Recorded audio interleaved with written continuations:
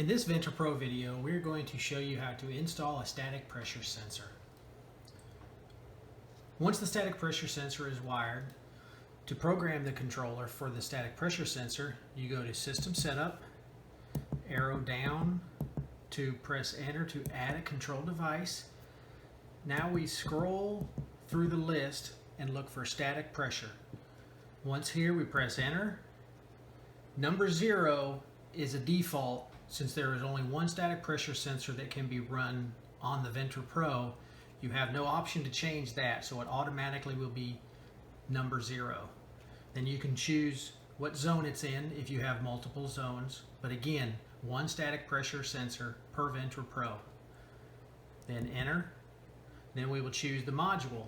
We're only using the module 1 since we do not have an expansion station program to this controller. Then Enter.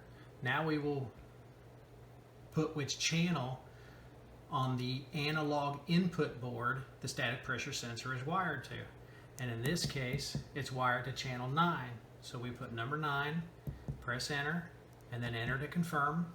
And then to finish setting up the static pressure sensor, we then, from System Setup, we menu arrow to the left to Sensor Calibration and Settings.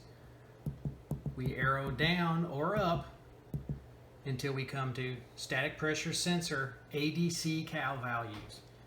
Now the ADC cal value 1 and the ADC cal value 2 is a preset number and should not be changed.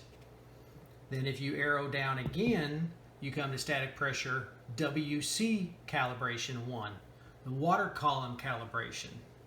Now the sensors we use for the Ventra Pro are calibrated for the low side, 0 inches of water column height, and for the high side, 0.25 inches of water column height.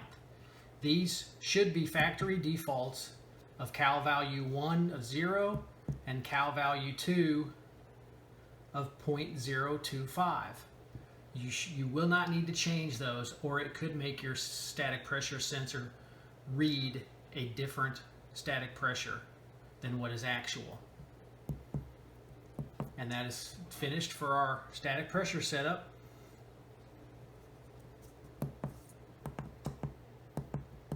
And we now have a static pressure sensor set for our Ventra Pro.